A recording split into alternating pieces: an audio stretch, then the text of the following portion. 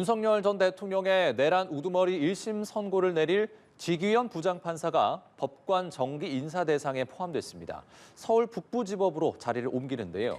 오는 19일로 예정된 윤 전 대통령 1심 선고를 마무리한 후 이동할 전망입니다. 안채원 기자입니다.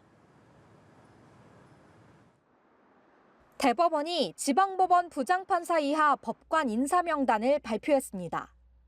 명단에는 윤석열 전 대통령과 김용현 전 국방부 장관, 조지호 전 경찰청장 등의 내란 혐의 사건 재판장인 지규현 부장판사가 포함됐습니다. 지 부장판사는 서울중앙지법 형사합의 25부에서 서울 북부지법으로 자리를 옮깁니다. 인사 발령 적용 시점은 오는 23일로 19일 윤 전 대통령 내란 우두머리 혐의 재판 선고에는 영향이 없습니다. 이 사건의 결론에 대해서 재판부는 오직 헌법과 법률 그리고 증거에 따라서 판단하도록 하겠습니다. 판결 선고일은 2월 19일 목요일 15시에 이 법정에서 합니다. 윤 전 대통령 사건을 마무리 지은 직후 자리를 이동하는 것입니다. 통상 서울중앙지법 형사합의부에서 2년을 근무하는데 지 부장판사는 윤 전 대통령 재판을 맡으며 3년간 근무했습니다. 3대 특검 관련 중요 사건을 맡은 다른 재판장들은 대부분 중앙지법에 잔류합니다.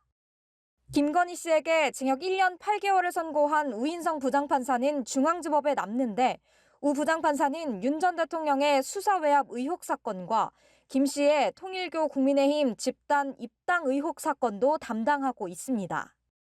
한덕수 전 국무총리 내란 사건 1심에서 징역 23년을 선고한 이진관 부장판사와 윤 전 대통령의 체포방해 의혹 사건 1심에서 징역 5년을 선고한 백대현 부장판사도 중앙지법에 잔류합니다. 다만 향후 법원 내 사무분담 조정에 따라 담당 재판부가 바뀔 가능성은 있습니다. 이번 인사를 앞두고는 총 45명의 법관이 퇴직했는데 김건희 씨 매관매직 의혹과 문재인 전 대통령의 뇌물 의혹 사건을 담당하던 이현복 중앙지법 부장판사가 퇴직 명단에 포함됐습니다. 한편 대법원은 이번 인사에서 AI 시대에 발맞춰 사법인공지능 정책을 수립하기 위해 사법인공지능심의관을 신설해 눈길을 끌었습니다. 연합뉴스TV 안채원입니다. 조은석 내란 특검팀 윤석열 전 대통령에 대해 사형을 구형했습니다. 내란 우두머리 혐의의 법정형인 사형, 무기징역, 무기금고 중 법정 최고형을 구형한 겁니다. 우리나라가 실질적 사형 폐지국이니 선고될 수 있는 실질적 형량, 즉 무기징역을 택할 거란 전망도 있었지만 특검의 결론은 사형이었습니다. 특검은 윤 전 대통령이 범행에 대해 반성은커녕 단 한 번도 책임을 인정한 적이 없고 수사와 재판에 성실히 임하지도 않았으며 지지자들을 선동해 사회 분열을 조장하고 부하들에게 책임을 전가했다고 했습니다. 감경 사유, 즉 반성의 기미는 전혀 없이 형량 가중 요소만 있는 상황에서 최저형이 아닌 형은 사형밖에 없다는 결론이 나온 겁니다. 윤 전 대통령은 마지막 공판에서도 거대 야당의 국회 독재로 국정이 마비돼 국민을 깨워야 했다며 메시지 계엄, 계몽령 주장을 반복했습니다.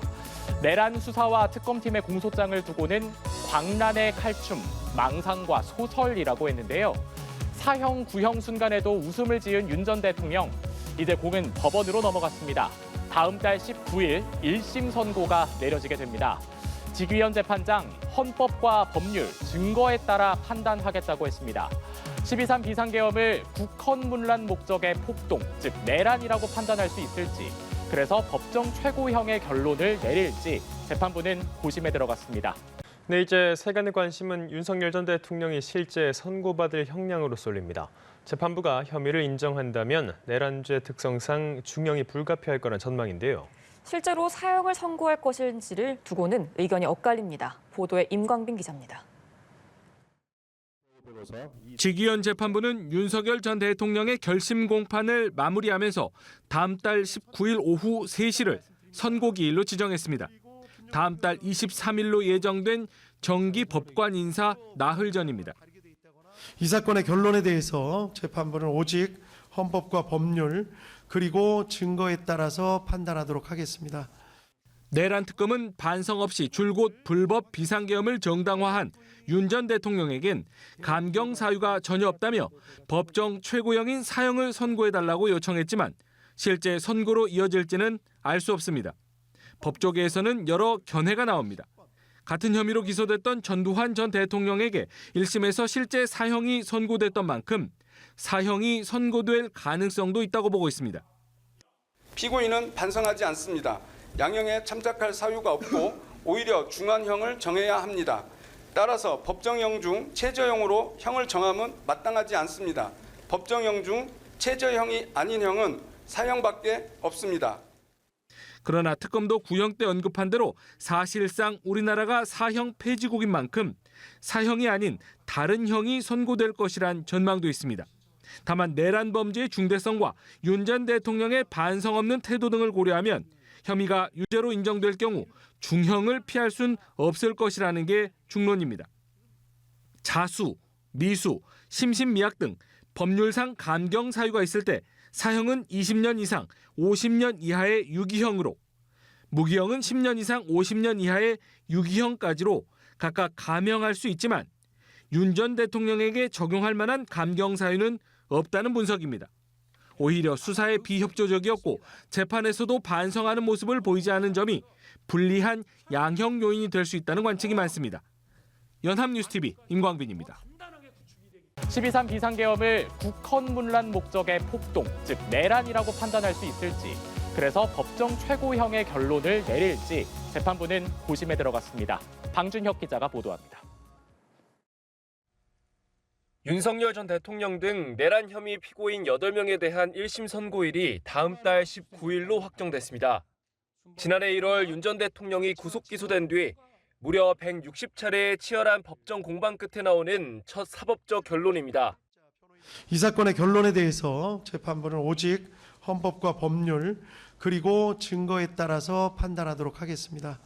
판결 선고일은 2월 19일 목요일 15시에 이 법정에서 합니다. 재판부의 고민은 깊을 수밖에 없습니다. 특검이 제출한 증거 기록만 약 10만 쪽에 달해 기록 검토에만 방대한 시간이 소요될 전망입니다. 특검 측은 윤 전 대통령이 헌법 질서를 파괴하고도 전혀 반성하지 않고 있다며 법정 최고형인 사형을 선고해달라고 재판부에 요청했습니다. 우리 헌정사에서 전례를 찾기 어려운 반국가 세력에 의한 중대한 헌법 질서 파괴 사건이라 할 것입니다. 반면 윤 전 대통령은 내란은 거짓 선동이라며 특검의 공소장은 망상이자 소설이란 기존 주장을 굽히지 않았습니다. 무조건 내란이라는 목표로 수사가 아닌 조작과 왜곡을 해왔습니다. 재판부는 이번 주까지 추가 증거 자료와 의견서를 제출받은 뒤 유무죄 여부와 양형 판단을 위한 평의에 들어갑니다. 다수 의견으로 결론이 도출되면 지기현 재판장이 직접 판결문을 작성할 예정입니다. 특히 다음 달 법원 정기 인사를 앞두고 있는 만큼 현 재판부가 결자 해지 차원에서 선고에 총력을 기울일 걸로 보입니다. 국헌문란의 목적이 인정될지 또 피고인 8명에게 어느 정도의 형량이 내려질지 다음 달 19일 온 국민의 이목이 이곳 법원으로 쏠릴 전망입니다. 연합뉴스TV 방준혁입니다.